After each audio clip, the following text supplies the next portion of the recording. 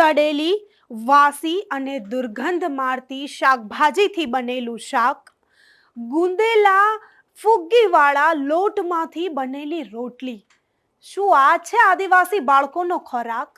છોટાઉદેપુરની સરકારી શાળામાં આદિવાસી બાળકોને આવું જમવાનું આપવામાં આવે છે. શું આવા ખોરાક પર છે આદિવાસી બાળકોનો અધિકાર?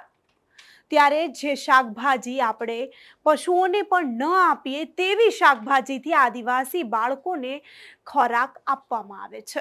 ત્યારે છોટાઉદેપુરની શાળામાં આદિવાસી બાળકોએ શાળામાં હલ્લાબોલ મચાવ્યો. નમસ્કાર, હું અમરીન અને તમે જોઈ રહ્યા છો નિર્ભય ન્યૂઝ. સરકાર દ્વારા વારંવાર આદિવાસી બાળકો માટે જે છે તે યોજનાઓ બહાર પાડવામાં આવે છે. તેમને પૂરતું શિક્ષણ મળે, તેમને પૂરતો આહાર મળે તે માટે બજેટ ફાળવવામાં આવે છે. પરંતુ આ શું, છોટાઉદેપુરની આ શાળામાં તો જે શાકભાજી આપણે પશુઓને પણ ના ખવડાવીએ તેના કરતાં પણ ખરાબ હાલતમાં પડેલું શાકભાજી જે છે તેના દ્વારા ખોરાક રાંધવામાં આવે છે અને આદિવાસી બાળકોને આપવામાં આવે છે. ત્યારે કોંગ્રેસ નેતા સુખરામ રાઠવાએ શાળાની મુલાકાત લીધી અને રિયાલિટી ચેક કર્યું. ત્યારે એવા દ્રશ્યો સામે આવ્યા કે તમે જોઈને ચોંકી ઉઠો. એવી ગદગદતી અને ગંધ મારતી શાકભાજી તેમણે દેખાડી કે જે ફેંકી દેવાય તેવી શાકભાજીથી આ બાળકો માટે ભોજન રાંધવામાં આવતું હતું. ત્યારે ત્યાં શાળામાં ભણતા બાળકો જે છે તેમણે પણ પોતાનો રોષ ઠાલવ્યો, શાળામાં હલ્લાબોલ મચાવ્યો અને તેમણે આક્ષેપ લગાવ્યો છે કે અમને પૂરતું ભોજન પણ આપવામાં આવતું નથી. તેમને 2 ટાઈમનું જમવામાં પણ જે છે તે પૂરતું આપવામાં આવતું નથી અને વારંવાર તેમને દાળ ભાત બનાવી દેવામાં આવે છે. ત્યારે આવા આક્ષેપો કરતા ત્યાંના સરકારી છોટાઉદેપુર સરકારી શાળાના બાળકો જે છે તે શું કહી રહ્યા છે તે પહેલા એકવાર સાંભળી લઈએ. પરીક્ષા પાસ કરી લીધી કે ડાયરેક્ટ એનામાંથી આવી ગયા? જમવાનું બરોબર મળે છે ને?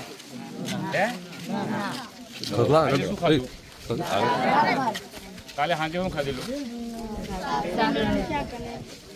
તમને ખબર છે કે આજે શું જમવાનું બનાવવાનું, આવતીકાલે શું બનાવવાનું? તમને મીઠાઈ આપે છે ખાવામાં?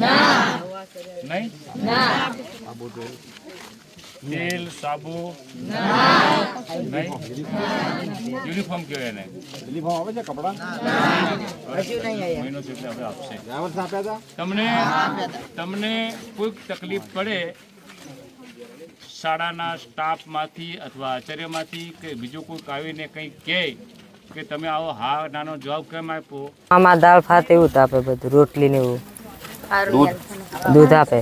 તો શું તકલીફ, ખાવામાં શું તકલીફ છે? પાણી અને બટાકા ને ઉતારે, પાણી જેવું જ બધું. બોલ ને, ના ફરાતું પેટ. ત્યારે આ વિશે, આ ઘટના વિશે સુખરામ રાઠવાએ પણ પ્રકાશ નાખતા વધુમાં શું કહ્યું તે પણ એકવાર જોઈ લઈએ. આદર્શ નિવાસી શાળા પાઈ જેતપુર રાસલીની આ મુલાકાત દરમિયાન છોકરાઓને જમવાનું અપૂરતું મળે છે એવી ફરિયાદ છોકરાઓની પણ મળી છે. સાથે સાથે રસોડામાં ચેક કરતા શાકભાજી જે આવ્યું છે ગઈકાલે સાંજે જ આવ્યું છે એમ કહેવામાં આવે છે, એ શાકભાજી આખી બગડી ગયેલી હતી, પકડાઈ પણ જર્જરિત થઈ ગઈ હતી, એને ખાઈ પણ શકાય નહીં, ફેંકી દેવાની હોય. સાથે સાથે દૂધી અને ટામેટા પણ હતા, એમાં પણ ફૂગ આવેલી હતી. એટલે કહી શકાય કે આદિવાસી વિસ્તારમાં આદિવાસી બાળકોને આ કુપોષિત અનાજનું ખવડાવવામાં આવે છે અને આદિવાસીઓને જેમ પુણ્યાવટમાં થયું તેવો બીજો બનાવ ન બને એની સરકારે કાળજી રાખવી જોઈએ. ભ્રષ્ટાચારી અધિકારીઓ છે, આખું ગુજરાત જ ભ્રષ્ટાચારવાળું છે તો તમે અધિકારીઓ ક્યાં વાત કરો? આખું સરકાર ભ્રષ્ટાચારી છે. આદિવાસી બાળકોનું શોષણ તો થઈ રહ્યું છે, તમે દેખો છો ને. કોઈની વાચા ત્યાં ફૂટતી નથી, વાચા ફૂટે છે તેને દબાઈ દેવામાં આવે છે. આ સત્ય વાત કરવામાં તમારી સામે મને કોઈ બીક નથી. આ તંત્ર જે ચાલે છે, મને ખબર છે ત્યાં સુધી વિધાનસભામાં જ્યારે પ્રશ્નો પૂછાતા હોય ત્યારે વિધાનસભાના માન્ય સભ્યોને બધાને બુકલેટ આપવામાં આવતી હતી. બુકલેટમાં શું જવાબ લખ્યો છે એ વાંચવામાં આવતો. મારો પ્રશ્નનો વારો હોય તો હું વાંચીને એનો જવાબ લઈ શકું છું અને બીજા કોઈ સાથી મિત્રને પૂછવું તો પૂછી શકતા હતા. એ સિસ્ટમ સરકારે એના માટે બંધ કરી કે સરકારની પોલ ખુલે ના અને બંધ થઈ જાય, એટલા માટે આ સિસ્ટમ ત્યાં દાખલ કરી છે. તો અહીં છોટાઉદેપુરના આદિવાસી બાળકોના ભવિષ્ય અને તેમના સ્વાસ્થ્ય સાથે ચેડા થઈ રહ્યા છે. અહીં તંત્ર પર મોટા સવાલો ઊભા થઈ રહ્યા છે. ત્યારે આવા ભ્રષ્ટાચારી તંત્ર વિશે તમારું શું કહેવું છે તેમને કમેન્ટ કરી ચોક્કસથી જણાવજો. તથા અમારી ચેનલ નિર્ભય ન્યૂઝને લાઇક, શેર અને સબસ્ક્રાઇબ કરવાનું ભૂલશો નહીં. આભાર.